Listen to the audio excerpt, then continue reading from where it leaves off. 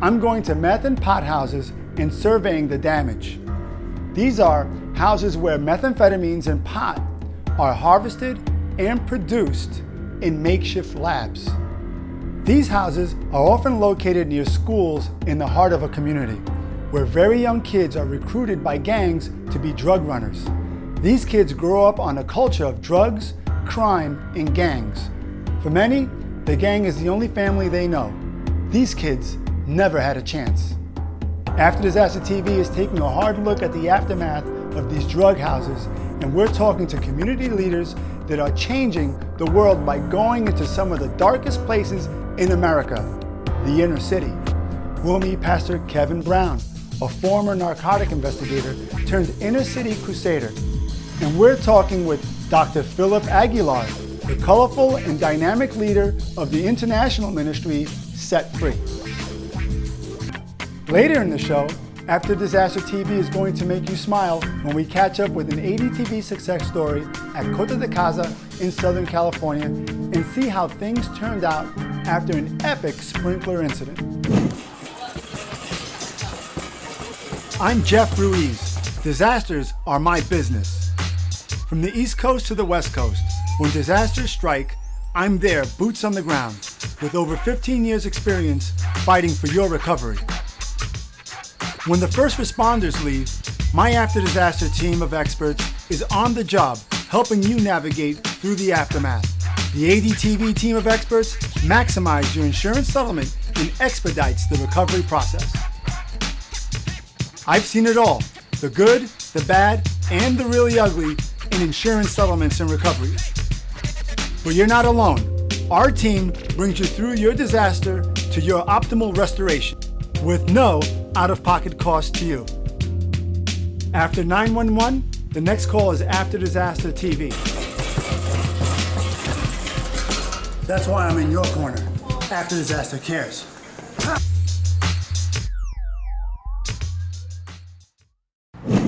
Our first clip is a tough one. It's heartbreaking. It's one I like to call the Breaking Bad episode. We'll be going into a crystal meth house that burned down. We'll also be going into a pot house that was elaborately wired up to manufacture high-end marijuana that also burned down. Let's go take a look at these homes. We're on our way to two undisclosed locations where these homes were destroyed by illegal drug manufacturing. And I'm here in Los Angeles. Where? I can't really tell you. But guess what? This is one of the most important shows you should watch if you rent out apartments or houses. Something happened inside this house behind me. Let's go inside, let's take a look, and I'll explain as we walk through. Let's do this. Okay, so now we're in a duplex. And in this duplex, the roof has been burned off. But inside here, there's a smell. Because of the chemical makeup and because of the toxicity, there was no children or people allowed around. Because if somebody lit a cigarette, we would have blown up a couple of city blocks. I've smelled this once before in Queens, New York, where someone was also cooking meth. But let's take a look at the lab inside the kitchen. And in here, you'll take a look at different bottles and funnels, mugs, lots of tinfoil and hoses and goggles. Most places that manufacture meth, they don't last more than a month to 6 to 8 weeks. They go in and they produce as much drugs as they can, and then they strip the house and they take everything they can, and we take ammonia and bleach and we scrub the house down so we remove all the fingerprints you can. In this dwelling, you had someone cooking crystal meth. Up in smoke, the fire goes up, extends into the attic. It whips around in the attic, burning off the roof of this house. Unfortunately, you had a family that lived here with children. If these walls can talk, who knows what the life was like for those kids? Who knows what the life was like for the parents? I mean, I don't know. But as you walk through, you can't help but feel for these people. Two of the homes that I have in San Bernardino were shooting galleries. There was needles and there was broken glass pipes everywhere. As you look through and you see all the toys sprawled out, their beds left behind, you can't help but really be thankful that your home is not like that. This is this hard to take in. And even harder to know that the people are living like this.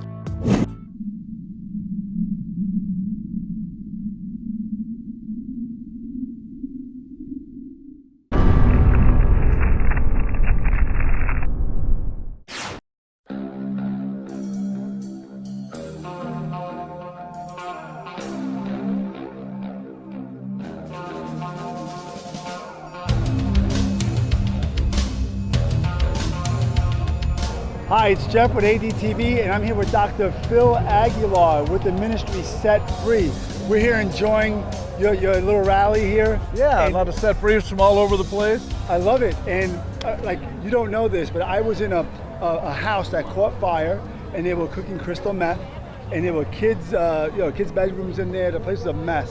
So what we're doing is we're digging into the lives a little of people like yourself that are helping them, restore their lives the way we restore homes. Right. Want to tell me a little about your ministry and what you're doing here? It hasn't changed. The drugs are out there more than ever.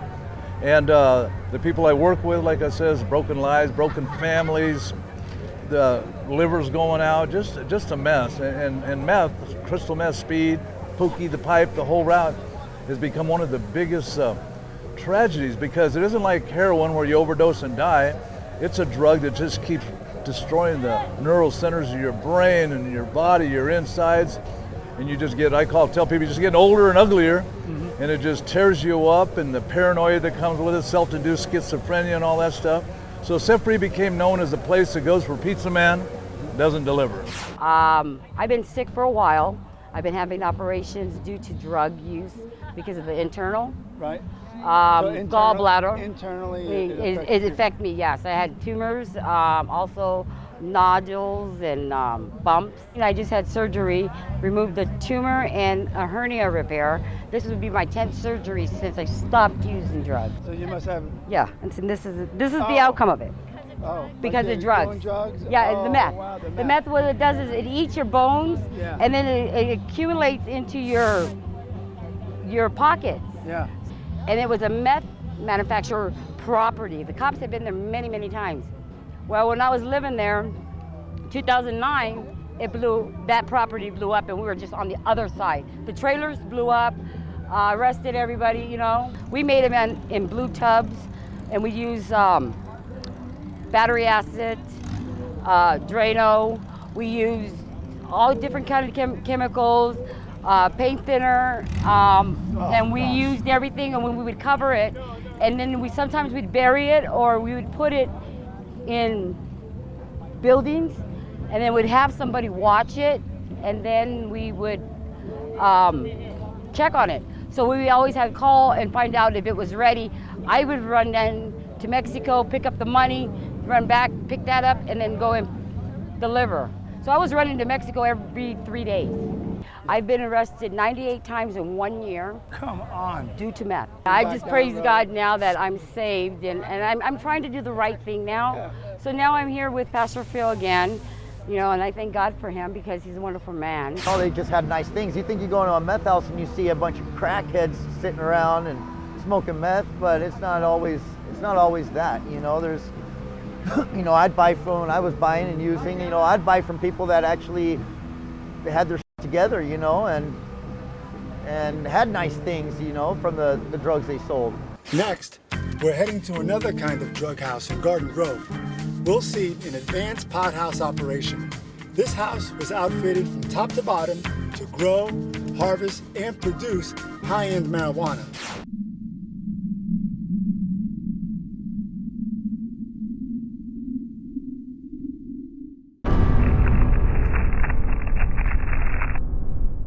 We have a rare interview with a drug manufacturer that agreed to be on our show as long as we don't reveal his identity. Let's meet with this man. I'm more of a consultant when it comes to growing marijuana. Usually I charge you one flat fee.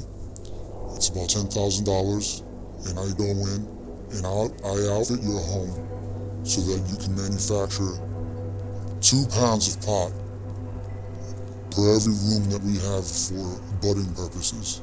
All right, this is where the marijuana was being grown. Let's take a look. With these rooms, they put the Mylar up so it can just reflect the light onto what they're growing. You have these tables here, they don't use dirt really to grow. It's like an insulation. Here you have a piece of it, these little mini blocks, and they start off the seedlings in this, usually in a different room, and then they transfer the seedlings into these rooms. We go in and we set up growing tables. I use flood systems where tables flood with the nutrients for the plants. You have a two-step process when it comes to growing the cannabis. They have a room with a mother plant, and they take the clippings in that room. I bring them the actual mother plant. You need one plant that you'll take your clippings from. I'll provide that type of plant to them, and then I'll show them how to make seedlings. I'll show them how to grow roots. And then when they're ready for the flower, when they want to flower it, they'll change the light cycle to, let's say, replicate 12 hours a day. And that'll get the plant to start to produce the flower, which is what people smoke. The turnaround is usually about 8 weeks. 8 weeks to produce like 2 pounds of pot. We have a security camera inside the home. It's very odd, along with all types of motion sensors on the doors. You know, there were pit bulls in the yard. It looks like another room over here. Look, it was broken in by the fire department. And when you walk in, you could see more flood tables, more tables here. These are not twin beds. This was filled with the wacky tobacco. Not too long ago, this was filled. So this was about 2 weeks ago. We still had the plants here. And one of the benefits of using a guy like myself, I've been around. People know me, I have a good history, I have a good product. And if they even have trouble selling the product, I can help them get that product to market. Here you have a pump. This pump was taking the water out of this drum and flooding this table. What you see here, look, this is going through the exterior of the home. The wiring is going through the exterior. They're taking the water straight from the outside, and what do? Just drill a hole and just patch it with some caulking, and they have their business. And unfortunately, the person who's renting this out to someone, they think they're just renting it out to someone who wants to live here. And the hardest thing is tricking the landlord in both cases. You know, you want an absentee landlord, you want a property manager that is known for not coming by, you want a quiet, secluded neighborhood. These are things that we look for. People would go in and set up a businessman who looked legit, who actually had a lot of money, drove a Mercedes-Benz, would go and rent the home. So what do you do, landlord, to avoid this from happening? One of the provisions that you can do is when you write your tenant agreement, the lease, stipulate that you'll be stopping by every 30 days. Most people don't want you stopping by while they're cooking drugs, right? Number two is enforcing a tenant policy on them. They must buy a tenant policy.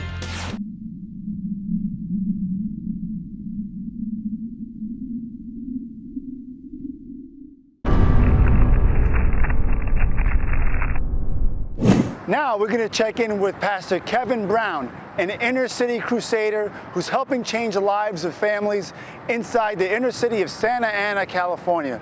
Let's go meet him. He's head of the ministry called Lives Worth Saving. How long have you been at this in general? In Santa Ana? Yeah. About 4 years. Is that in the alley?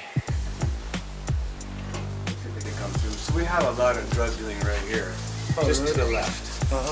And so they come up and down here. This is the last. Big guys, squealing tires. I'm trying to see if there's going to be a drive-by if you're just trying to get out of here. This is not acceptable. And work with the community, let them know this is your community. If it's not acceptable to you, it'll become not acceptable to other people as well.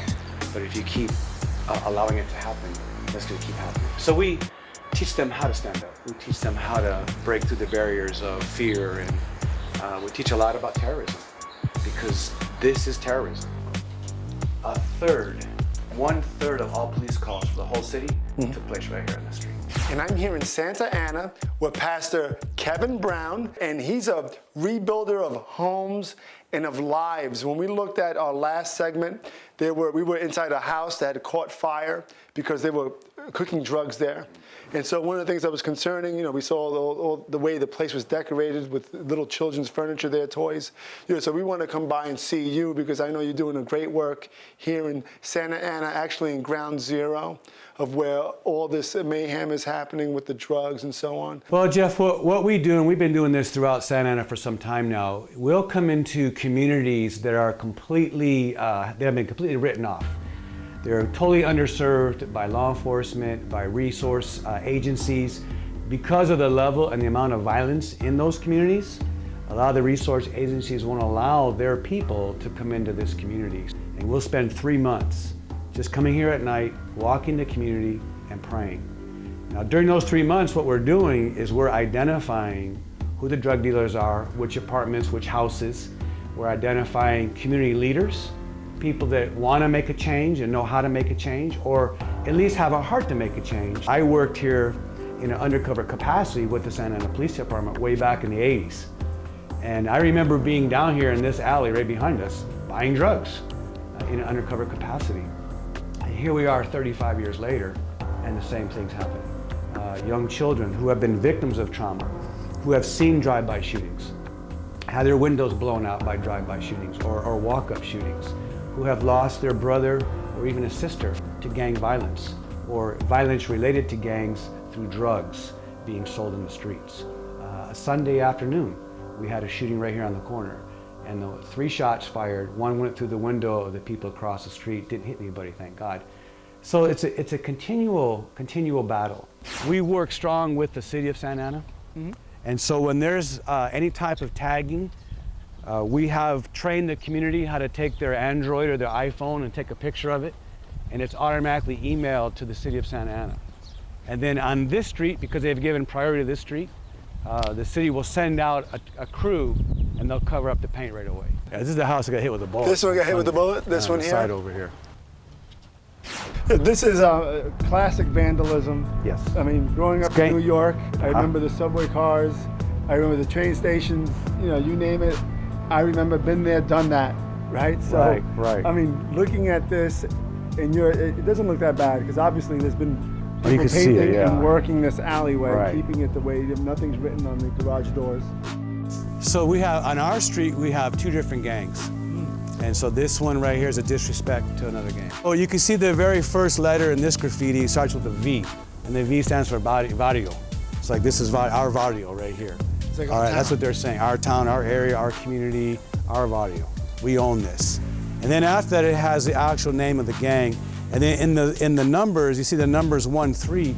Well, the numbers 1 and 3 stand for the number 13, obviously, which is the 13th letter of the alphabet, which is the letter M. The letter M stands for Mexican Mafia. Mexican Mafia controls all Southern California gangs, Hispanic gangs in Southern California. So from Bakersfield south, every Hispanic gang has to pay a tax to the Mexican Mafia. So when they put up a tag, when they put up their graffiti, they have to have the numbers 1, 3 in there.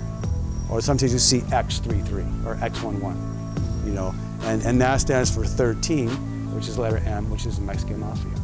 All right, so what do we do now at this point with the graffiti that's here? Because we have this particular graffiti is a disrespect toward another gang. So one gang put it up, and they've disrespected the other gang.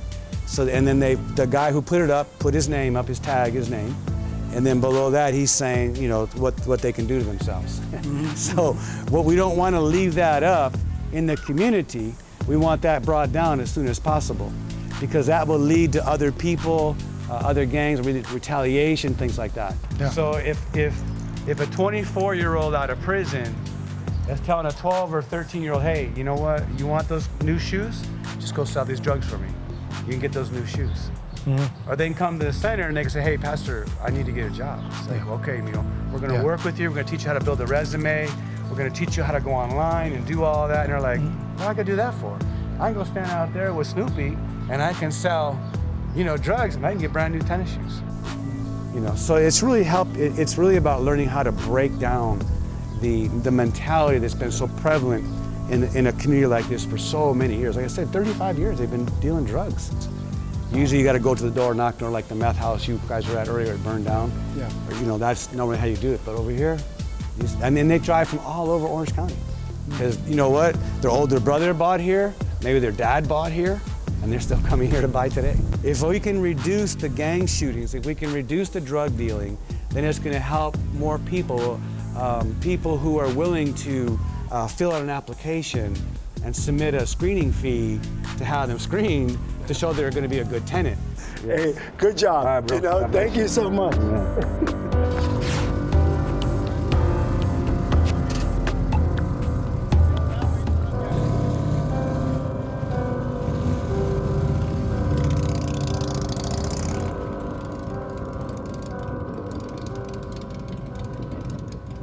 It's unfortunate what you see in the inner city. What you get the little children that get sucked into the drug game. But now we met Kevin Brown and Phil Aguilar. They have ministries that are changing lives, that are helping people get out of that cycle.